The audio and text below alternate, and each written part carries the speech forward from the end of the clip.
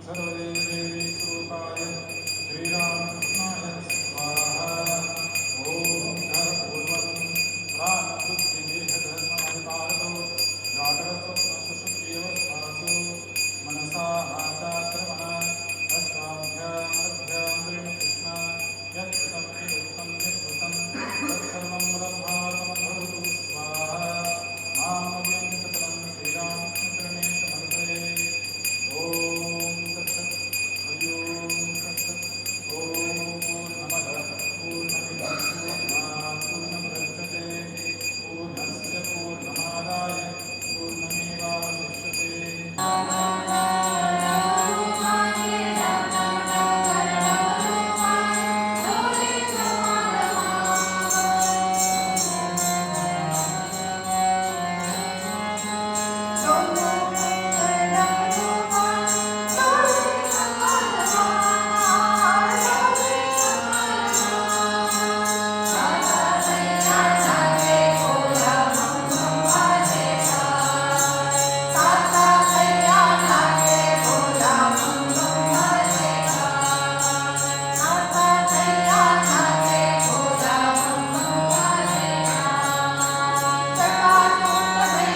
धर्मस्य सर्वधर्मस्वरूपिणे अवतारवरिष्ठाय रामकृष्णाय ते नमः।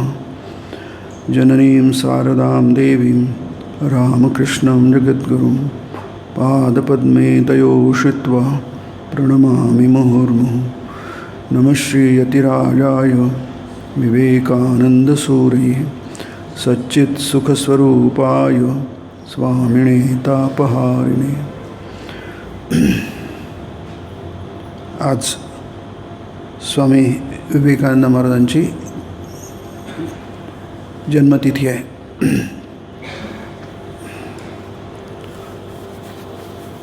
इंग्रजी कालगणनेप्रमाणे 12 जानेवारी 1863 रोजी त्यांचा जन्म झाला होता आणि अगदी लहानपणापासून ते ईश्वराचे भक्त होते। त्यांच्या लहानपणच्या बऱ्याच घटना आहेत, प्रसंग आहेत। त्या सर्वांमधून आपल्याला दिसतं की ते कसे देवभक्त होते। त्यांना देव हवा होता, फक्त ते स्पष्ट नव्हतं। अर्थात सगळ्यांसाठीच ते असतं। स्वामी तर लहान होते, अगदी बालवयातच त्यांना देवाची ओढ होती, पण त्याच्यात स्पष्टता नव्हती आणि ती सहज स्वाभाविकच म्हणायला पाहिजे आपण। कारण आपण मोठे होतो, बरेच मोठे होतो, आणखी मोठे होतो, मोठे होतच राहतो, पण देव म्हणजे काय आणि देवाची प्राप्ती म्हणजे काय, देवदर्शन म्हणजे काय याविषयीची स्पष्टता आपल्याला काही केल्या होत नाही। त्यामुळे स्वामी विवेकानंद म्हणजे नरेंद्रनाथ यांना ते नव्हतं हे काही आश्चर्य नाही आहे। पण त्यांच्या सर्व काही गुणांमधनं, वागण्यामधनं, आचरणामधनं आपल्याला दिसतं की ते खूप ईश्वरभक्त होते। फक्त ती सत्य शोधणं, सत्य आपल्याला शोधून काढलं पाहिजे। सत्यान्वेषण मानः, त्याला ब्रह्मान्वेषण मानः म्हटलं आहे की नाही। अंतिम सत्य काय आहे जीवनाचं की नाही। जीवन म्हणजे पहिला श्वास शेवटचा श्वास यामधलं अंतर किंवा यामधलं अवधीमध्ये जीवन नाही, हे फार कमी लोकांना समजतं। फार म्हणजे किती कमी आहे आपल्याला कल्पनाही नाही आहे, फारच कमी।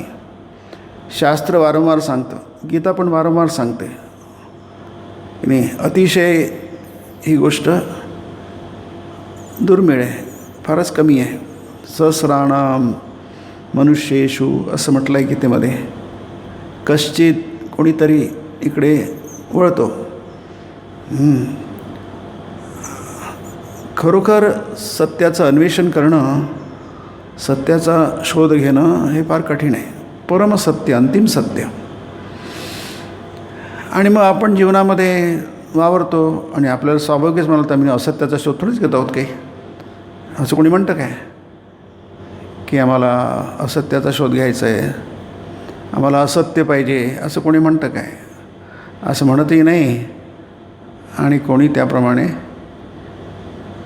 वागत पण नाही. प्रत्येकजण असाच वागतो, समजतो मी सत्याचं जीवन जगतो आहे, सत्यामध्ये जीवन जगतो आहे की नाही. सत्यच हे माझ्या जीवनाचं अंतिम लक्ष्य आहे असं तो म्हणतो. पण नरेंद्रनाथाचं तसं नव्हतं नाही. त्यांना सत्य पाहिजे होतं, पण ते सत्य म्हणजे नेमकं काय हे पण माहीत करून घ्यायचं होतं. त्यांनी आपणच ठरवून टाकलं नाही आहे.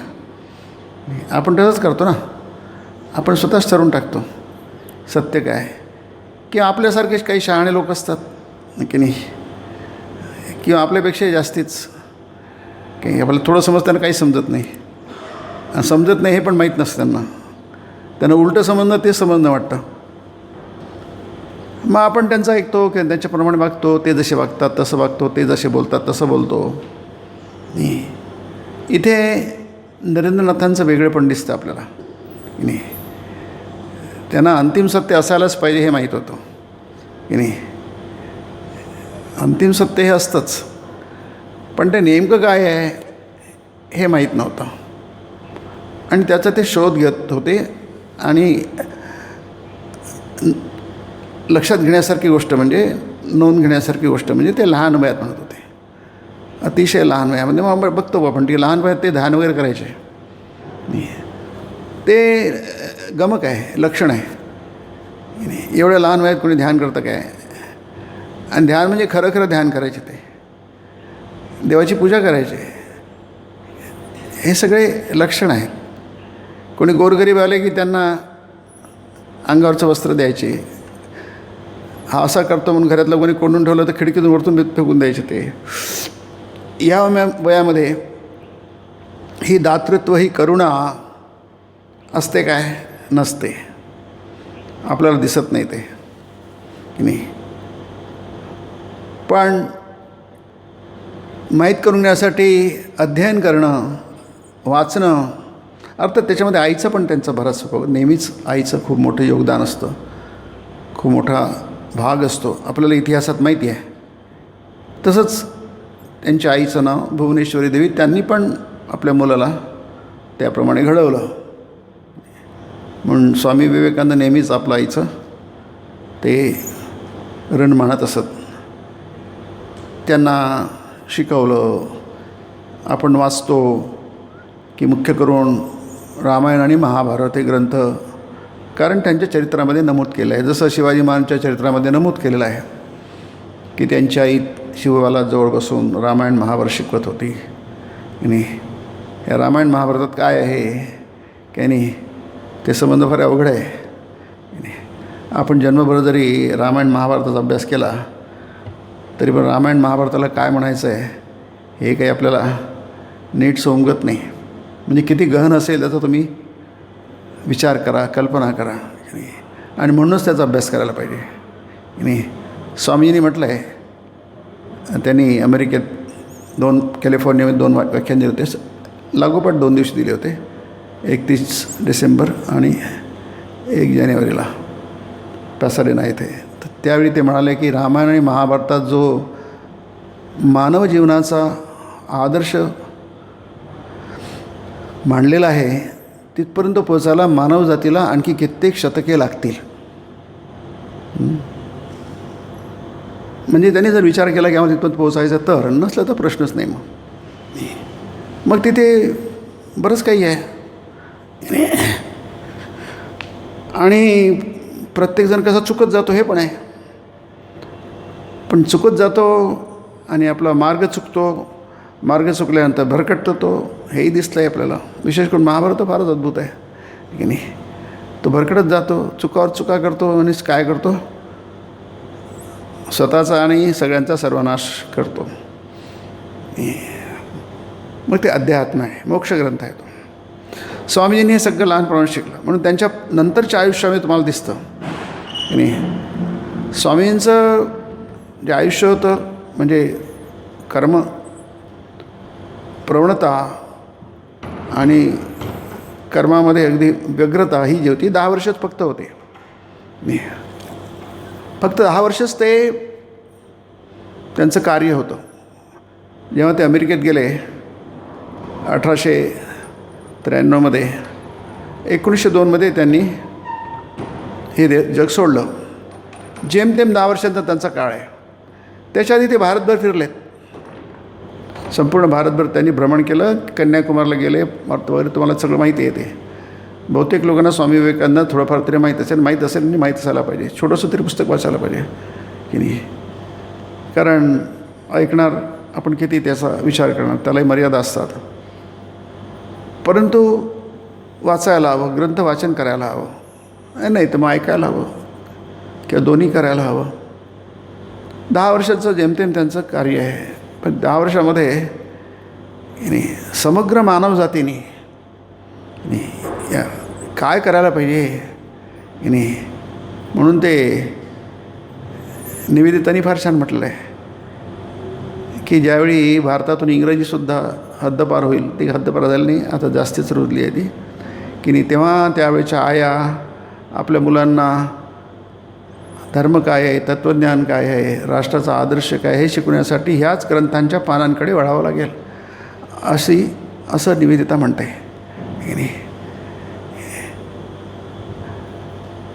स्वामी विवेकानंदांचं जे आहे 10 वर्षांचा जो त्यांचं जे कार्य आहे की नाही, याचा अर्थ त्याच्या आधी त्यांनी काही नाही की पण ठळक जगापुढे ते आलेत की नाही. जगापुढे ते 11 सप्टेंबर 1893 रोजी पहिल्यांदा आले, म्हणजे जागतिक व्यासपीठावर त्यांचं पदार्पण झालं. आणि तिथून ते झालं आणि गाजले, जिंकलं त्यांनी, जग जिंकलं.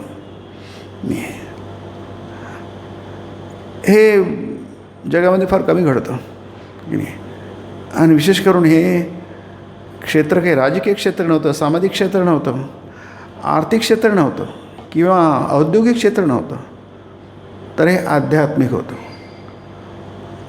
धर्म पण नव्हता. धर्म आणि अध्यात्मामध्ये बरंच फरक आहे, तो आपण समजून घेतला पाहिजे. आणि त्यासाठी सगळे शास्त्र असतात. याची नीट मांडणी सनातन धर्माने फार प्राचीन काळी केली आहे आणि ती अगदी तंतोतंत आहे, ॲक्युरेट आहे, प्रिसाईज आहे, अगदी तंतोतंत आहे की नाही. प्रत्येक गोष्ट सनातन वैद्यावर तंतोतंत आहे, प्रिसाईज, लॉजिकल आहे की नाही. आणि या सगळ्यांच्या मागे पुन्हा आणखी एक फार मोठी जी गोष्ट आहे ती इतरत्र आपल्याला आढळत नाही. ती म्हणजे जे काही मांडलं आहे ते सगळं सकारात्मक मांडलं आहे. सगळं सकारात्मक आहे, पॉझिटिव्ह आहे. हे वैशिष्ट्य आपल्याला तुम्हाला कुठेच सापडणार नाही. अगदी महाभारत रामायणसुद्धा खूप पॉझिटिव्ह आहे. गीतेविषयी बोलायलाच नको की नाही. गीता तर पानापानात तुम्हाला पॉझिटिव्ह दिसते, श्लोकात तुम्हाला दिसते की पॉझिटिव्ह आहे. पॉझिटिव्ह म्हणजे काय? पॉझिटिव्ह म्हणजे एक अर्थ आपल्याला जर सरसकट सरधोपड अर्थ म्हणजे ते निगेटिव्ह नाही असं समजूया आहे की नाही. कारण नकारात्मक आपण फार असतो, माणूस हा नकारात्मकच असतो की नाही. कोणाविषयी आपण काही चुकीचं ऐकलं तर पटकन विश्वास बसतो की नाही. कोणाविषयी काहीतरी चुकीचं बोललो तर आपला त्याच्यावर पटकन विश्वास बसतो. हां, अगदी आपण डोळे झाकून, कान झाकून, मेंदू झाकून आपण करतो. ते नकारात्मक आहे की नाही. आपण कधी डाऊट नाही घेत, अरे खोटं असू शकेल हे की नाही, हे काहीतरी अफवा असू शकतील, चुकीचं असू शकेल, असं कधी म्हणत नाही आपण की नाही. किती चुकीचं असो, किती तुमचं मेंदू दूषित करणारं असो, पण ते आपल्याला पटकन पटतं की नाही, पटकन पटतं की नाही. आणि मग माणसं मेंढरासारखं त्याच्यामागे जातात की नाही. मगत नाही, अरे याला काही अक्कल आहे काय, समजते काय, हा काय बोलतो आहे. म्हणजे यांनी नुकसान होणार की फायदा होणार समाजाचा, व्यक्तीचा आणि स्वामीजींनी खूप सुंदरपणे मांडलेलं आहे. हे स्वामींचं वैशिष्ट्य आहे. म्हणून आपण जे नेहमी म्हणतो, रवींद्रनाथ टागोरांनी स्वामींच्या विषयी जे म्हटलं की तुम्ही स्वामी विवेकानंदांच्या ग्रंथांचं अध्ययन करा, कारण त्यामध्ये सगळं काय आहे सकारात्मक आहे, नकारात्मक काही नाही आहे, positive. Everything is positive, nothing is negative. तुम्हाला जर भारत जाणून घ्यायचं असेल तर विवेकानंदांचं अध्ययन करा. If you want to know India, read विवेकानंदांचं अध्ययन करा. अध्ययन कोणत्याही माध्यमातून करा, तुम्ही अध्ययन करायला पाहिजे. आजकाल स्वामी विवेकानंदांचं अध्ययन बऱ्याच काळापासून होत आहे. बऱ्याच विद्यापीठांमध्ये त्यांची चेअर आहे. व्यक्तीसुद्धा, मुलंसुद्धा करतात त्यांच्याचं अध्ययन की नाही. आणि ते खूप आवश्यक आहे. आपल्या देशाच्या विकासासाठी, देशाच्या उत्कर्षासाठी स्वामी विवेकानंदांचं अध्ययन करणं अत्यंत आवश्यक आहे. नाही, याचं कारणच ते आहे की सकारात्मक मांडलेलं आहे. अगदी प्राचीन काळापासून स्वामींनी जे आपल्यासमोर भारत उभा केलेला आहे, आपल्या डोळ्यासमोर भारत जो उभा केला आहे की नाही, तो सगळा सकारात्मक आहे. कारण का दुसरी बाजू सगळं नकारात्मक मांडतात आहे की नाही. हा खूप मोठा विषय, इतिहासाचा विषय आहे आणि आजकाल त्याच्यावर बरंच मंथन होत आहे, विचारमंथन खूप होत आहे आणि ते व्हायलाच पाहिजे. नाही, चूक काय आणि बरोबर काय समजायलाच पाहिजे आपल्याला. आणि कोणी चुकीचं मांडतं आहे हे समजायला आपल्याला पण काही माहीत पाहिजे. आणि ते माहीत नसलं तर आपल्याला पटकन विश्वास बसेल. स्वामीजींनी सगळे ग्रंथ वाचलेत बघा त्या वयामध्ये, तरुण वयामध्ये की नाही. सगळे पाश्चात्य शाळे, हर्बर्ट स्पेन्सर काय, नंतर कार्ल मार्क्स काय, सगळे डार्विन काय, सगळं जेवढे काय होते त्या काळचे आधुनिक, आणि ते आधुनिक आहेच आपल्याकडे. त्यांची मांडणी लोकांनी स्वीकारलेली आहे, म्हणजे कमीत कमी विद्यापीठीय स्तरावर स्वीकारलेली आहे की नाही. आणि ते किती चूक आहे की नाही, किती नुकसान केलं समाजाचं, जगाचं, आपल्याला त्याची कल्पना नाही आहे की नाही. डार्विन काय, सिग्मंड फ्रॉइड काय, कार्ल मार्क्स आहे, यांनी किती जगाची नासाडी केली, लोकांची मनं किती खराब केली की नाही. हे दुसरी बाजू असते प्रत्येकाला, ते समजलं नाही. हे स्वामीजींनी मांडलेलं आहे की ही अशा तऱ्हेने केलं ना तर काय होईल आहे की हे जग असं हवेत उभं राहत नसतं, समाज असं हवेत उभा राहत नसतो की नाही. त्यामुळे त्यांनी जी मांडणी केली स्वामीजींनी सकारात्मक मांडणी केली आहे. कारण स्वामी विवेकानंदांच्या विचारांचं विश्लेषण खूप प्रकारे करता येऊ शकतं. आणि म्हणूनच म्हणतो की अध्ययन करायला पाहिजे, भरपूर अभ्यास करायला पाहिजे. आणि तेच पुन्हा आलंच, अध्ययन करायला पाहिजे म्हणजे प्रत्येकाची अध्ययन करण्याची त्याची जो काय आधीचं त्याच्यामध्ये आहे. शेवटी काय आपण आपले सब्जेक्टिव्ह असतं ना, ऑब्जेक्टिव्ह कसं काय करणार. प्रत्येकजण सब्जेक्टिव्हच बघत असतो. तटस्थपणे कोण बघू शकतो कोणत्याही प्रश्नाकडे, शक्यच नसतं. मग तो तटस्थपणा नसला तरी कमीत कमी आपलं शुद्ध मनाने कमीत कमी फळाकडे बघून, फलेन परिचयते की नाही. स्वामीजी म्हणतात अरे फळ बघा, हे झाड आहे, याचं फळ चांगलं आहे की वाईट आहे कशाहून कळेल, त्या फळाहून कळेल की नाही. शुद्ध बीजा पोटी फळे रसाळ गोमटी. झाडाला काही फळं असू शकतात, खराब लागली असू शकतात, पण त्यावरून तुम्ही झाडाची परीक्षा करणार काय की नाही. हे चुकीचं आहे. पण स्वामीजींनी जागतिक व्यासपीठावर आणि नंतर भारतात येऊन 4-5 वर्ष स्वामीजींनी होते विदेशामध्ये. नंतर मग ते भारतात परत आले आणि भारतात परत आल्यानंतर मग ते भारत भ्रमण त्यांनी पुन्हा केलं दुसऱ्यांदा. एकदा विदेशात जाण्यापूर्वी, अमेरिकेत जाण्यापूर्वी, एकदा परत आल्यानंतर. अगदी अल्मोरा टू कोलंबो टू अल्मोरा. कोलंबो त्या काळचं ब्रिटिश साम्राज्यातलं शेवटचं टोक, म्हणजे ज्याला आपण श्रीलंका म्हणतो.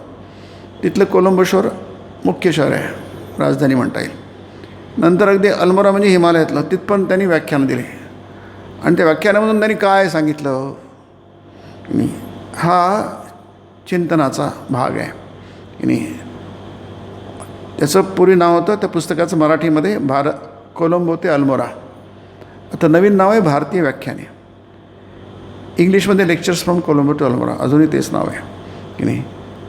त्यामध्ये जे काही खूप महत्त्वाची पुस्तकं स्वामींची आहेत, त्यामध्ये हे पुस्तक गणलं जातं की नाही. स्वामींची पत्रे खूप महत्त्वाची आहेत की नाही. आणि काय एक एक पत्र अग्निमंत्र, त्याला एक पुस्तक नावच आहे अग्निमंत्र म्हणून, मंत्र आहे ते. सगळं भारताला त्यांनी पेटवलं, जसं अग्निमंत्रांनी पेटवलं, म्हणजे चेतवलं त्यांच्यातलं जे तेज आहे, आत्मविश्वास आहे, जागृत केला. असले प्रखर त्यांचे तेजाने भरलेले असे शब्द आहेत ते. ऊर्जा, प्रचंड ऊर्जा, पण सकारात्मक, रचनात्मक आहे ते सगळं की नाही. निषेधात्मक काही नाही आहे की नाही. स्वामी म्हणते माझ्या समाजावर एक शब्द बोलू नका. तुम्हाला या समाजात भलं करता येत नाही ना, तर हाताची घडी करा आणि उभे राहा, बाजूला व्हा. कारण या समाजाने जगाला जे दिलं आहे, देशाला दिलं आहे, त्याची तुलनाच होऊ शकत नाही. सगळंच पॉझिटिव्ह, वंडरफुल आहे की नाही. म्हणून डोकं भडकवणं फार सोपी असतं की नाही. कारण का लोकांना काही कळत नाही आहे. विशेष करून युवकांची डोकी भडकवणं फार सोपी असतं, कारण त्याला काही कळत नाही, अनुभव नसतो की नाही. अनुभव अशी गोष्ट आहे की माणसाला, आणि अनुभव येऊन मग लबाडी केली, कपट केलं, कुटीलपणा केला, तो भाग वेगळा. मग त्याला कुटीलपणाच करायचा आहे की नाही. त्याला स्वामीजी कनिंगनेस म्हणतात की नाही. जगामध्ये असे कुटील, असे कपटी, दुष्ट, लबाड लोक असतात, त्यांनी काहीच होणार नाही. Nothing great can be achieved by low cunningness की नाही. तुम्हाला काही महान, काही पदरात पडणार नाही, काही घडवता येणार नाही. Nothing great can be achieved by low cunningness की नाही. अति लबाडपणा करून काही अतिमूर्ख लोकांना आणखी मूर्ख करता येईल आहे, पण त्यांनी काही भलं त्याचंही होणार नाही, इतरांचं पण होणार नाही की नाही. या बाबतीत स्वामीजी खूप जागरूक होते की नाही. त्यांनी जे आहे ते तसंच मांडलं, पण तटस्थपणे की नाही. त्यात काही त्यांचा आजकाल जो शब्द नरेटिव्ह अजेंडा आहे, खूप कॉमन झाले शब्द, काही हेतुपुरस्सर काही नव्हतं, फक्त एकच की नाही, जगाला खरा मार्ग सांगणे की नाही. स्वतःचं काहीच नाही. मग खरा मार्ग कोणा पण त्याच्यामध्ये आलंच काय की नाही. पुन्हा त्याच्यामध्ये ऑब्जेक्टिव्हिटी काय आहे ते म्हणाल, कारण प्रत्येकजण माझाच मार्ग खरा आहे की नाही. प्रत्येक पंथ हा की नाही, महाभारतात म्हणतात युधिष्ठिर, कफ पंथ हा मार्ग कोणता म्हणतात, नैको मुनेर्यस्य पचप्रमाण. प्रत्येकजण आपापलं सांगतो. तुम्ही कोणाचं घेणार, कोणाचं घेणार. मग घेताना तुमची काहीतरी स्वतःची पाहिजे. नाही तर आपण म्हणतो की मलाही सगळं समजतं, मी पुस्तक वाचतो की, मलाही ग्रंथ वाचन आहे, खूप ग्रंथ वाचले आहे मी, खूप चांगली गोष्ट आहे. पण ग्रंथ वाचून त्याचा निष्कर्ष काढताना मात्र आपण काय बऱ्याचदा गडबडतो, चुकीचं काढतो. कारण काय, आपण आपल्याने काढणार. स्वामी रामकृष्णांकडे जायचे आहे की नाही. लीला प्रसंगामध्ये त्याचं वर्णन आहे की आम्ही सगळे होतो तिथे. ते म्हणजे त्यांचे गुरुबंधू जे इथे फोटो लावले सगळे आहे की नाही, तेही होते, त्यांचे गुरुबंधू होते, त्यांच्याच वयाचे होते जवळपास, 2 वर्ष इकडे की 2 वर्ष तिकडे नाही. पण त्यांनी लिहिलं आहे की श्रीरामकृष्णांच्या वचनांचा ज्या प्रकारे नरेंद्र समजत होता, त्या प्रकारचं आम्ही कोणी समजत नव्हतो. अरे ह्याला कसं म्हणलं, आम्हाला काय समजत नाही. ते वैकुंठ नसाने म्हणून ते आहे, त्यांनी म्हटलं की तू असं कसं म्हणतो. त्यांनी जर थोडं चॅलेंजिंग टोनमध्ये म्हटलं की ते खूप अर्थ आहे, पुस्तकावर पुस्तकं लिहिता येईल एकेका स्वामी ठाकूरांच्या वचनावर, तू असं कसं म्हणतो. तर म्हणतात मी म्हणतो म्हणजे काय उगाच म्हणतो काय, तसं आहे म्हणून म्हणतो आहे. तो म्हणतो मग आम्हाला काही समजत, म्हणजे समजायला अक्कल तर पाहिजे. त्यांनी म्हटलं, स्वामींनी म्हटलं, स्वामीजी नरेंद्रनाथ त्यावेळेचं वय कमी होतं, एक 20 वर्षांचं वय होतं त्यांचं. अरे अक्कल तर पाहिजे समजायला की नाही. म्हणजे काय याच्याकडे अक्कल नव्हती काय, अक्कल होती की नाही. नक्कीच प्रत्येकाकडे अक्कल असते, नाही तर का भाषेत तरी कशाला अक्कल नसेल. तर अक्कल आहे, पण जी अक्कल त्यांच्याकडे आहे नरेंद्रांकडे, ती इतरांकडे नाही आहे. त्याचा जो प्रत आहे, दर्जा आहे, तो वेगळा आहे. हे आपल्याला मान्य केलं पाहिजे आहे की नाही. नाही तर गीतासाठी कशाला विवेकानंद पाहिजे, कर्मयोग पाहिजे, कशाला ज्ञानेश्वरी कशाला पाहिजे, मग शंकराचार्य कशाला पाहिजे गीता सांगायला. आपल्याला अक्कल नाही का समजायला आहे की नाही. आपल्याकडे नाही आहे. आपला स्वामीजी म्हणतात कर्मयोगामध्ये आपला भ्रम आहे की आपल्याला पुस्तक वाचून सगळं समजतं. नाही, तसं काही नसतं. आपल्याला पुस्तक वाचून समजतं, हा सगळा स्वामीजी म्हणतात हा भ्रम आहे आपला, असं काही समजत नसतं. बऱ्याच काळानंतर कळलं की आपल्याला काही समजलं नाही आहे. हे होते बरं आहे, उलटं समजणं नाही फार मोठं भाग्य आहे आपलं. की नाही, काहीतरी विरुद्ध समजलं नाही, हे आपलं कपाळ चांगलं समजायला पाहिजे. नाही तसंही होऊ शकतं, असं होतं. म्हणजे जे जडवादी चिंतक आहेत ते म्हणतात आमचं चुकलं, त्यांच्या अनुयायांनी चुकलं, पण ती प्रजा जी आहे, अनुयायी आहे लाखोच्या करोडच्या संख्येने, ते अजूनही त्यालाच फॉलोच करत आहे. जस्ट सिम्पली ब्लाइंडनेस, पूर्णपणे अंधपणा, पोथीनिष्ठता ज्याला म्हणतात. बरोबरच आहे. अरे जसं संपलं की ते चुकीचं आहे, सगळं सिद्ध झालं आहे. त्यांनी म्हटलं, यांनी म्हटलं, जगाने झालं, तर त्याच्या परिणाम दिसतात आहे की त्या सिद्धांतावर कोणताच समाज उभा राहू शकत नाही. आणि राहिला तरी ते प्रचंड नुकसान सोसून झालेलं आहे. तो त्यांनी सोडून दिलं आहे, नुकसान होतं आहे म्हणून. पण हे जे आहे काही सोडायला तयार नाही, पक्के अनुयायी म्हणजे अनुयायी, ब्लाइंड फॉलोअर्स ज्याला म्हणतात. आणि ते टागोरांचं वचन फार छान आहे ते, की it easy to lead the people but hard, it is easy to lead the people but hard to follow they. असं म्हणजे लोकांना हाकणं सोपी आहे. नाही, it is easy to drive the people पण हार्ड टू लीड देम, असं ते आहे की नाही. सोपी आहे लोकांना हाकलणं, जसं जनावरांना हाकलं जातं ना, तर सोपी आहे लोकांना हाकलणं. काहीतरी लोक उत्तेजित कर, तेजित काहीतरी बोललं की लोकांना काहीतरी पाहिजे दगडफेक करायला, की आगी लावायला. परंतु हार्ड टू लीड देम, तुम्ही लीड करता आणि लोक तुम्हाला फॉलो करतात, ते फार कठीण आहे.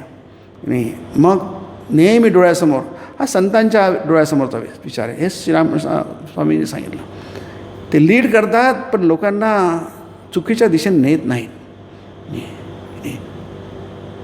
कारण नेहमी त्यांच्या डोळ्यासमोर असतं की नुकसान व्हायला नको. नुकसान झालं तर फार त्याची भरपाई कधी दशकं शतकं लागू शकते. जेव्हा एक चुकांमुळे नुकसान होतं ना, युद्धांमुळे चुकांमुळे युद्ध होतं.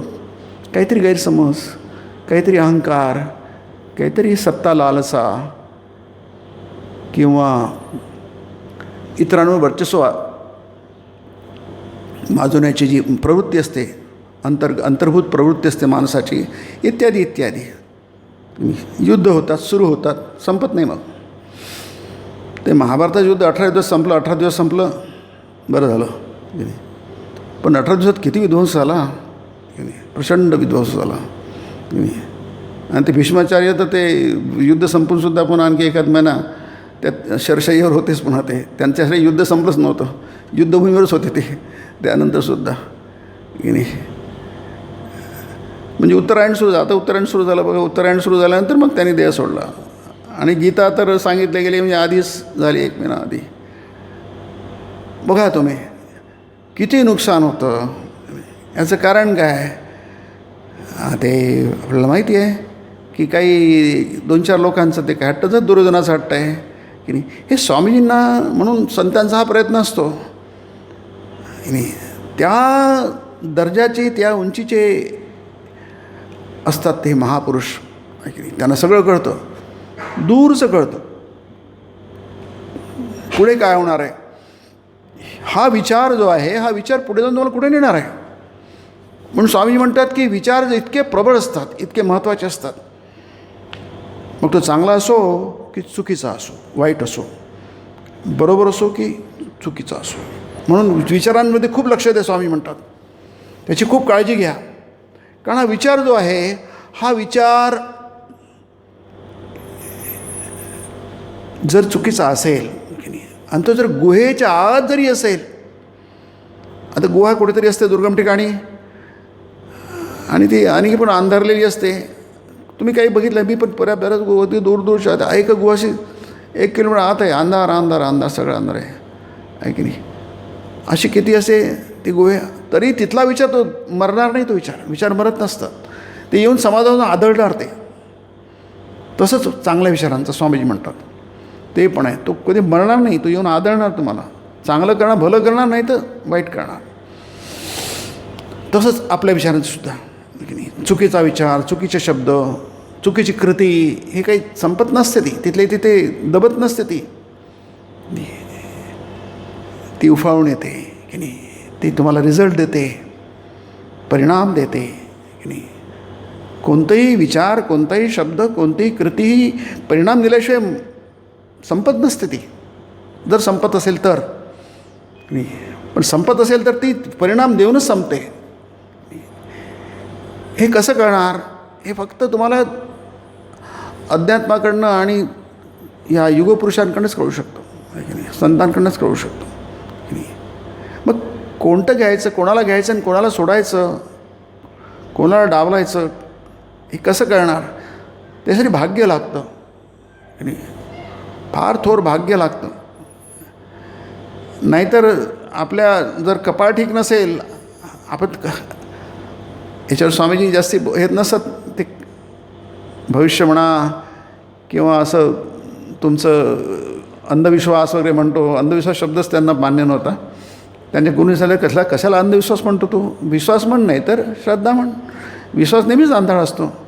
काही विश्वासाला डोळे आणि काही विश्वासाला आंधळा आहे. हे कसं काय म्हणतोस तू? मग ते नरेंद्रनाथांनी म्हटलं, मी खूप विचार केला या शब्दाचा अर्थ काय आहे की नाही. ते म्हणतात, मी शोधूनही मला सापडलं नाही अंधविश्वासाचा अर्थ काय म्हणून की नाही. त्यांच्या गुरुने 1-2 वाक्यामध्ये त्यांचे डोळे उघडून दिले. तू कशाला अंधविश्वास म्हणतो की नाही, कारण विश्वास नेहमीच अंध असो. तर हा विचार जो आहे, हा विचार स्वामींनी जो मांडला आहे, हा म्हणजे तुम्हाला आश्चर्य वाटेल की नुकसान करणारं त्याच्यात काही नाही आहे. कारण प्रत्येक गोष्ट 2 बाजू असतात, आपल्याला माहीत आहे. ऑबर्स अँड रिव्हर्स, इकडली बाजू आणि तिकडली बाजू असते की नाही. म्हणजे कोणतीही गोष्ट, जसं गीतेमध्ये म्हटलं आहे की धूमे ना अग्नी रिवृता, किंवा असं कोणतं जगामध्ये नाही आहे की ज्याला दुसरी बाजू नाही आहे. म्हणजे अग्नी आहे तिथं धूर असणार, जिथं तेज आहे तिथे काळा भागसुद्धा असणार. तसंच असतं. पण स्वामी विवेकांच्या मागमध्ये तुम्हाला दिसेल, त्यांच्या जीवनात दिसेल, असं काही नाही आहे. अगदी सगळ्या विवादांच्या पलीकडे नाही. मग कुठून आला? काहीतरी गुरु लागत असतो, भाग्य लागत असतं. आणि त्यांना ते गुरु लाभले, योग्य वेळी योग्य वेळात लाभले. आणि अर्थातच ते लाभले म्हणजे काय, आपोआप नसतं. म्हणायला आपोआप वाटतं, पण त्याच्यामागे तुमची पूर्वपणही असते. कारण पुन्हा आलंच, कर्मफळाशिवाय काहीच होत नाही की नाही. जनानाम पुण्य काही तर गीताही म्हणते, ते द्वंद्व मोह विमुक्ता, तेच माणसं तरून जातात ज्यांच्यात काही पूर्वपुण्य, तुमचं काहीतरी कर्म असेल, शुद्ध कर्म, सुकृत असेल तरच घडतं, नाही होत नाही.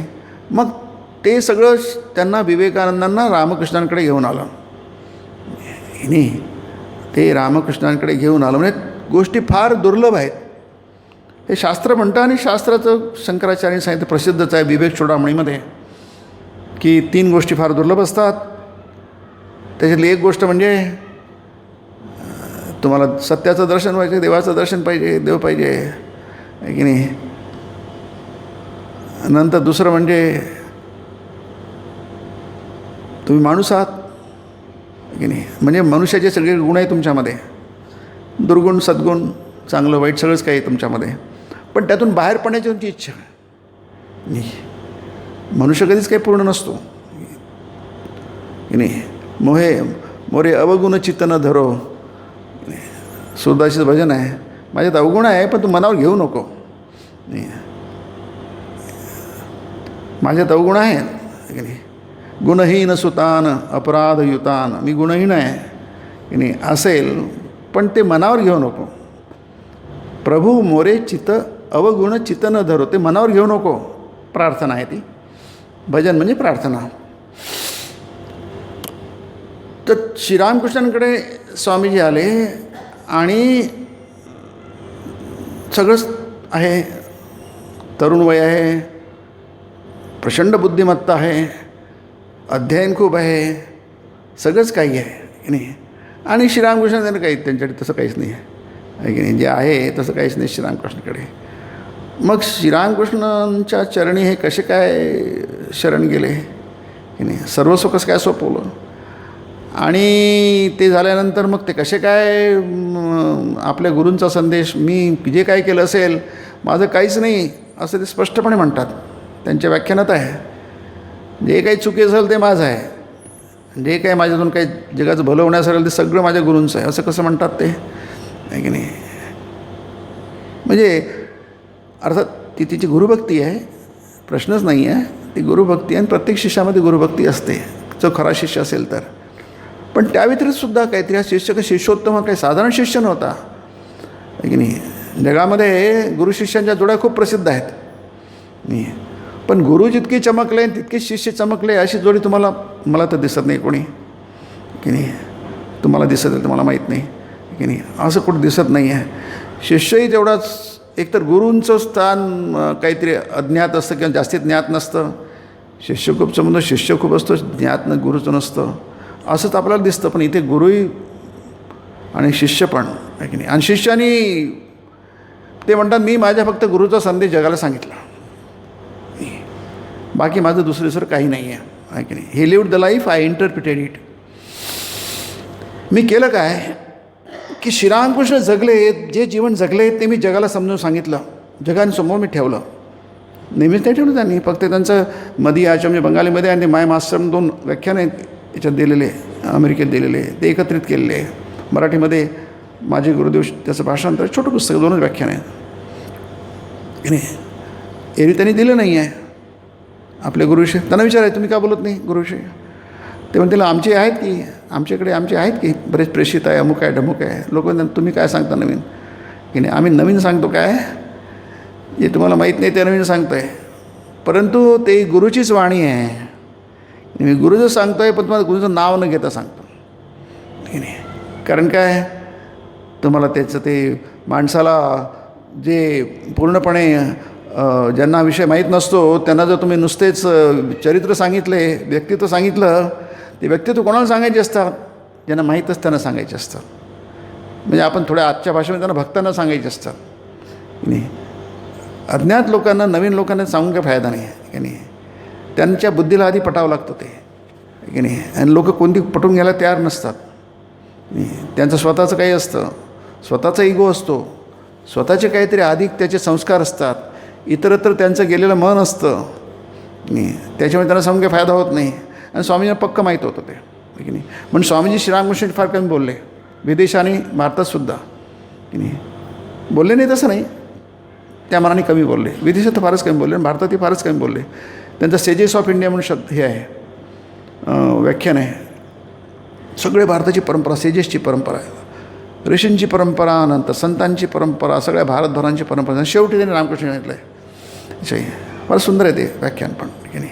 माय गुरुदेव तर मास्टरपीस आहे, फारच छान आहे की नाही. मग त्यांनी काय बघितलं की नाही, स्वामींनी आपल्या गुरूमध्ये काय बघितलं जे इतरत्र नाही बघितलं की नाही. तेच की नाही, ते आपल्याला स्वामींच्याच याच्यातून शब्दातून आपल्याला हे करून घ्यावं लागेल की नाही. अद्भुत आहे की नाही. इथे ज्ञानयोगामध्ये एक सुंदर आहे ते म्हणतात 2 प्रकारचे लोक असतात. हे फक्त स्वामींच्या विचारांचं वैशिष्ट्य ते त्यांनी गुरूंकडे ग्रहण केलं. जसं आपण सुरुवातीला म्हटलं ना, everything is positive, nothing is negative. माझ्या गुरूंनी कधी कोणाची निंदा केली नाही, कधी कोणाचं विध्वंस केला नाही की नाही. फार मोठी गोष्ट आहे. हे सनातन धर्माचं वैशिष्ट्य आहे, सनातन वैदिक धर्माचे वैशिष्ट्य आहे की नाही. आपण जे आज म्हणतो सहजपणे की जसं ऋग्वेदात आहे, आनो भद्रा कर्तवो यंतु विश्वतः. जे काही चांगलं असेल जगामध्ये ते आमच्याकडे येऊ द्या. आमचे सगळं खिडक्या उघड्या आहेत, दरवाजे उघडे आहेत, आमच्या मनाची कवाडं उघडी आहेत नाही, किंवा आम्हाला कोणी परका नाही. आजकाल ते खूप म्हणतं की हे एक कुटुंब आहे. हे सगळे ऋग्वेदातले विचार आहे, उपनिषदातले विचार आहे की कोणीच, अर्थात तो काळही तसाच होता.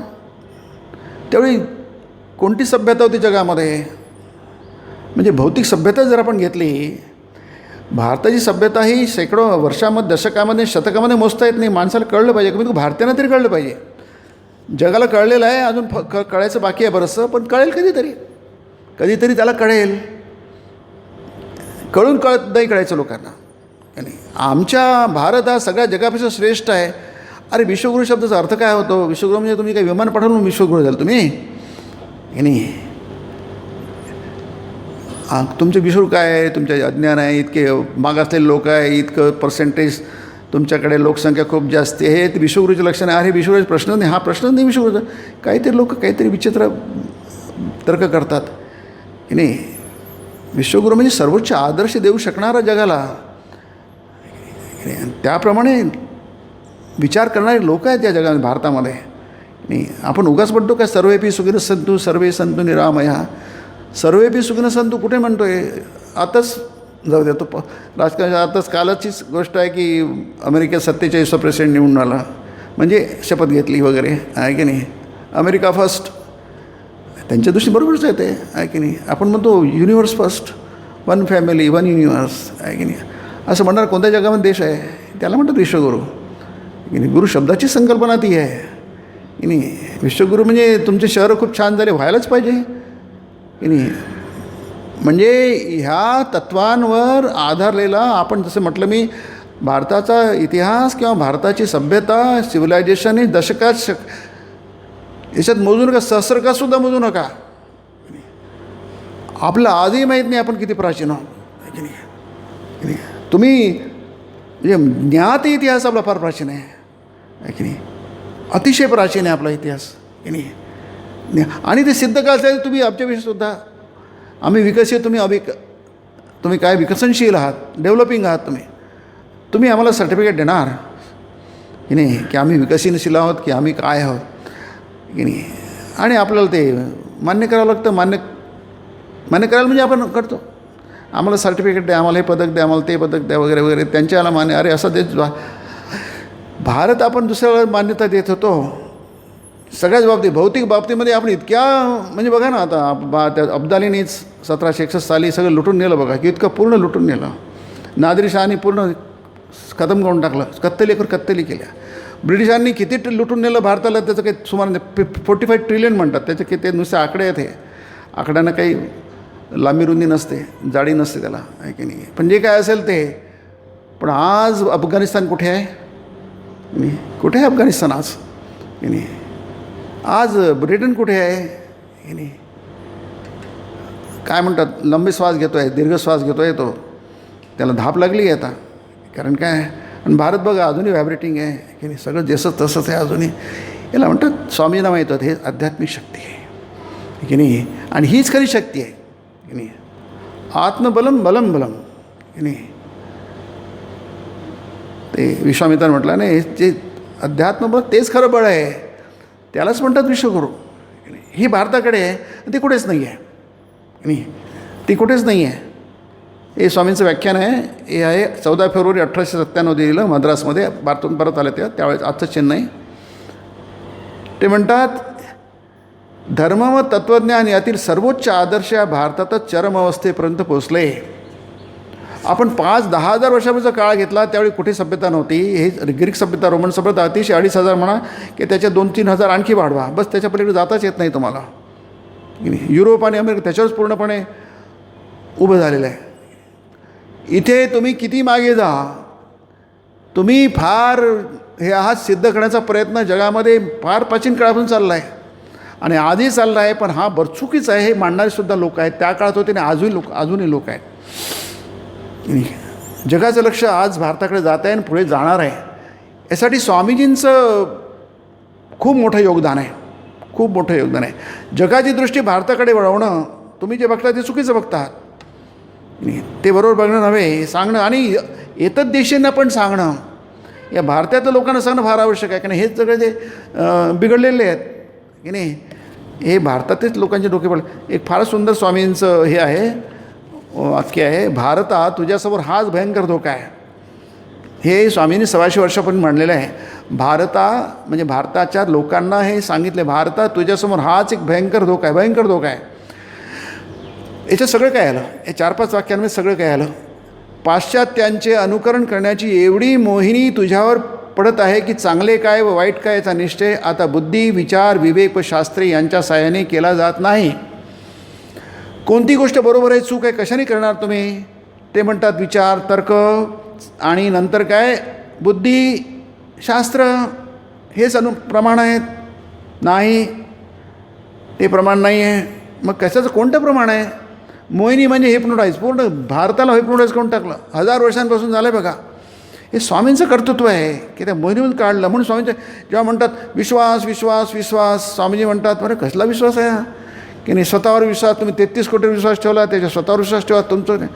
कुठून? कारण विश्वासाचे आपल्याला शिरून टाकला भारतीयांचा गेल्या 800,000 वर्षांमध्ये, आणि नंतर शेवटचे 200 वर्ष अजून ती प्रक्रिया चालूच आहे की तुम्ही काही नाही आहे, तुमच्यात काही अर्थ नाही, हे पूर्णपणे चिरून टाकण्याचा सतत प्रयत्न चालू आहे. म्हणजे जागतिक स्तरावर प्रयत्न चालू आहे, आणि त्याचाच प्रसाद इथे भारतावर आहे.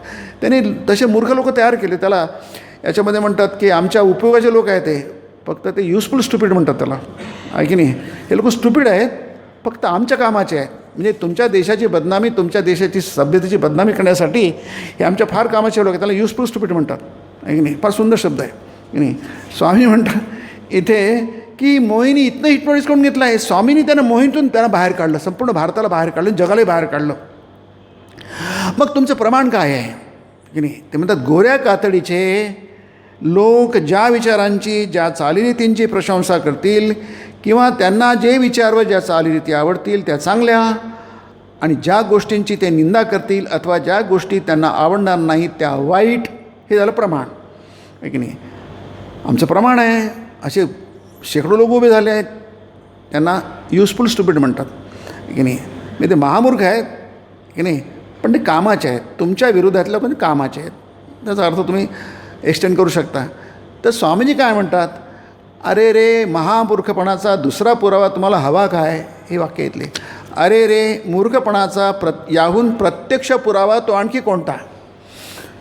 हे 100 वर्षापूर्वी मांडलेलं आहे बघा स्वामींचं वाक्य, त्यांच्याच व्याख्यानामधलं आहे. हेच पुस्तक आहे, स्वामी विवेकानंद म्हणतात, याच्यातून मी वाचतो आहे की नाही. पण ते किती खरं आहे, आजही खरं आहे. अर्थात सगळे लोक विश्वास ठेवत नाही, पण विश्वास ठेवणारे लोक आहेत ते की नाही. स्वतःचाच घात करणारे, आत्मघात करणारे, सेल्फ स्टॅबिंग करणारे, आहे की नाही. आम्ही काही नाही, आम्ही स्वतःला सूर्य मारून घेणार, आहे की नाही. आम्ही स्वतःचाच खून करून घेणार स्वतः, आम्ही काही नाही. अरे स्वामी म्हणतात तुम्ही काही नाही, तुम्ही फार खरे बोलणार आहात, पण तुमच्यामध्ये सगळ्या देशाला कशाला गुंतवतो तुम्ही नालायक आहात ठीक आहे, पण सगळ्या लोकांना नालायक कशाला करता. सगळे बाकी तुम्ही असता, तुम्ही खरंच बोलणार आहे, तुम्ही खोटंच बोलणार की. स्वामीजी व्यंग करतात, पूर्व आणि पश्चिम असा तुम्ही. अतिसुंदर पुस्तक आहे की नाही.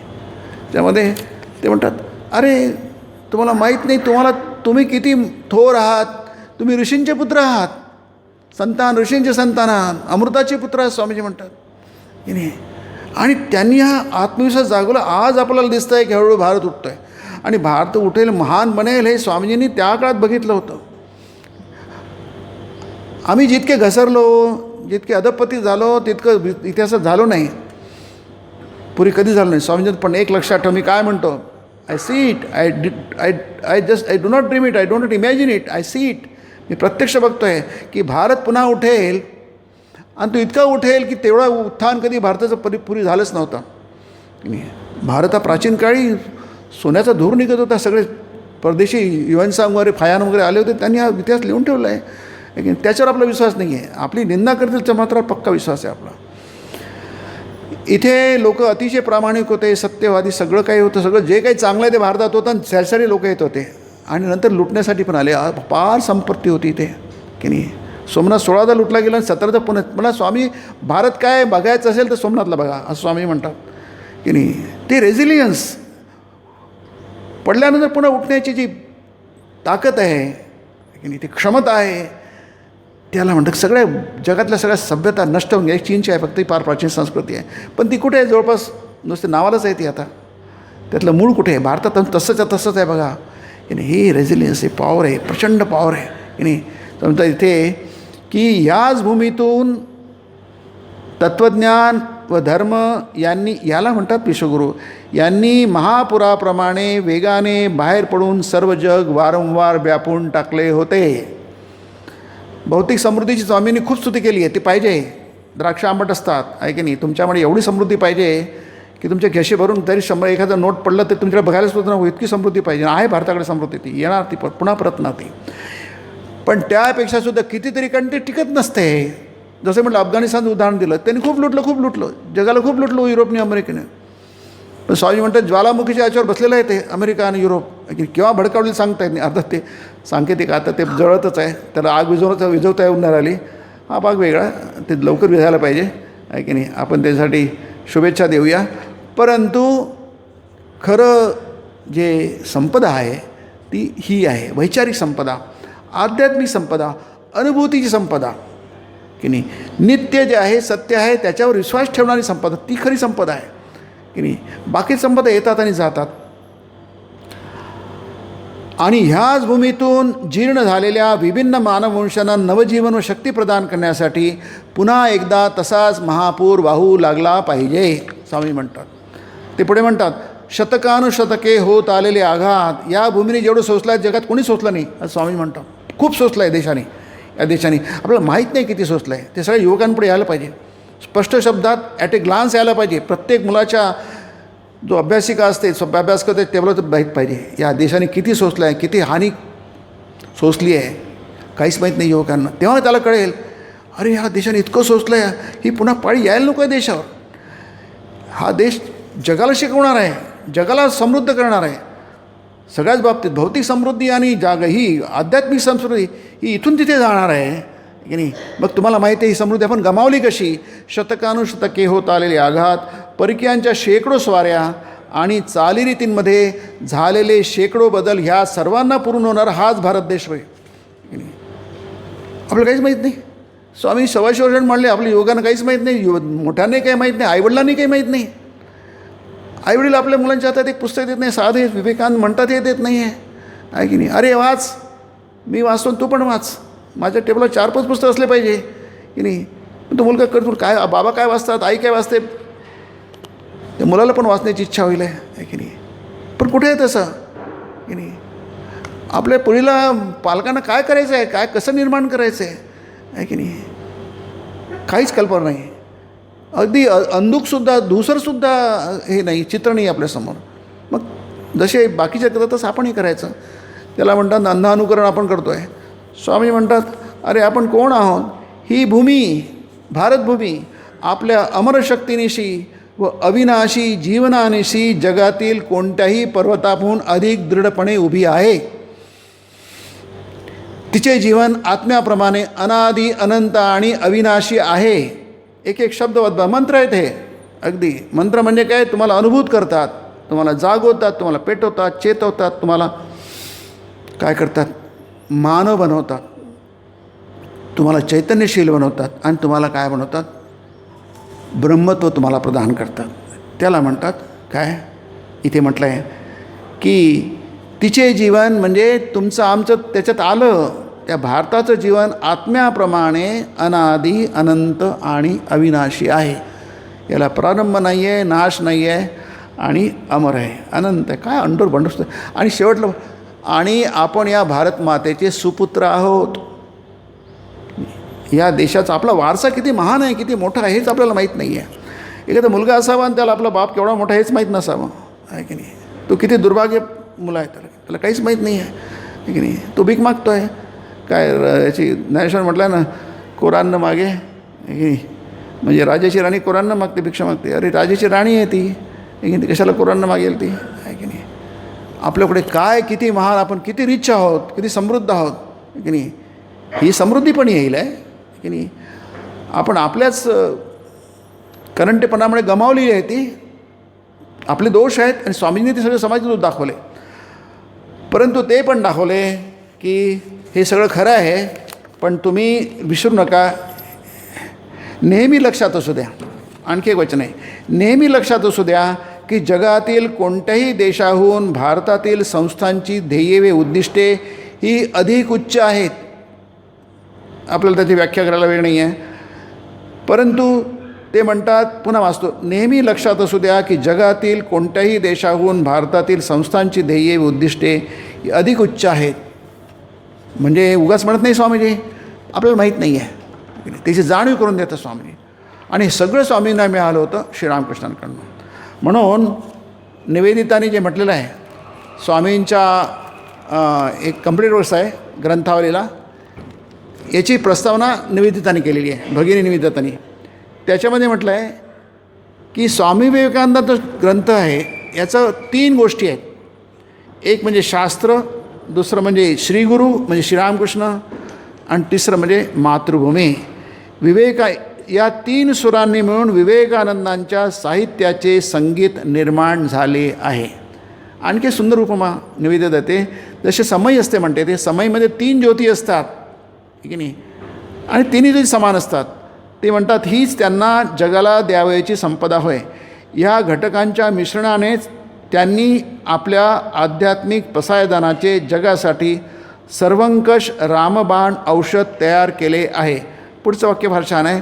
त्या एकाच प्रदीपात, आपण त्याला समय म्हणतो, त्या एकाच प्रदीपात तेवणाऱ्या या 3 ज्योती असून सप्टेंबर 1893 पासून तो 4 जुलै 1902 पर्यंतच्या, म्हणजे त्यांच्या ते व्यासपीठावर जागतिक व्यासपीठावर भाषण दिलं तेव्हापासून त्यांच्या महासमाधीपर्यंत तो 4 जुलै त्यांच्या कार्याने व्यापलेल्या थोड्याशा वर्षात भारताने स्वतःच्या संतानांच्या आणि समस्त जगाच्या मार्गदर्शनासाठी त्या ज्योती त्यांच्या करवी चेतवून तो प्रदीप सर्वांसमोर धरला आहे, वगैरे वगैरे. तर हे स्वामींचं चरित्र वाचायला पाहिजे की नाही. मगच आपल्याला रामकृष्ण कळेल, मगच आपल्याला माताजी कळतील. कारण त्यांच्या जीवनातल्या घटनावर आपण बऱ्याच ऐकतो नेहमी की नाही, स्वामींच्या जीवनातल्या, मातांच्या घटना, ठाकूरांच्या जीवनातल्या. पण श्रीरामकृष्ण जर आपल्याला कळायचे असतील, माताजी कळायचे असतील आणि रामकृष्ण संघ कळायचं असेल तर आपल्याला स्वामी विवेकानंदांचं चरित्र खूप झाले. खूप मोठेही आहे, छोटे आहे, सगळेच काय, संक्षिप्त आहे, मोठे आहे, सगळेच काय. जेचं जमेल तसं वाचन करत राहिलं पाहिजे. तरच आपल्याला काय कळेल, रामकृष्ण कळतील, माताजी कळतील, आहे की नाही. आणि सर्वात म्हणजे भारत कळेल, आहे की नाही. भारत काय आहे कळणं फार फार महत्त्वाचं आहे, फार फार गरजेचं आहे. आणि स्वामी विवेकानंद स्वप्न होतं. स्वप्न म्हणजे स्वप्न नाही आहे, मी प्रत्यक्ष अनुभूती आहे, मी फक्त बघतो आहे. तर स्वामी विवेकानंदांनी जे बघितलं होतं ते सगळं नक्कीच प्रत्यक्षात घडेल असा आपण विश्वास बाळगूया, खात्री बाळगूया, आहे की नाही. आणि भारत पुन्हा आपल्या, स्वामीजी म्हणतात माझी मातृभूमी पुन्हा आपल्या त्या सिंहासनावर बसली आहे, हे मी बघतो आहे की नाही. आणि तसं नक्कीच घडेल असं आपण खात्री बाळगूया. आणि त्याचे आपण काय आहोत, पाईक आहोत. त्या स्वामी म्हणतात त्या रथाला चाका आहोत आपण काही त्यापासून वेगळे नाही आहे. स्वामी विवेकानंदांचे आशीर्वाद आपणा सर्वांना लाभोत अशी प्रार्थना करतो मी. ओम ब्रह्मार्पणं ब्रह्मवीर ब्रह्माग्नौ ब्रह्मणाहुतं ब्रह्मैव तेन गन्तव्यं ब्रह्मकर्म समाधिना. हरि ओम तत्सत्.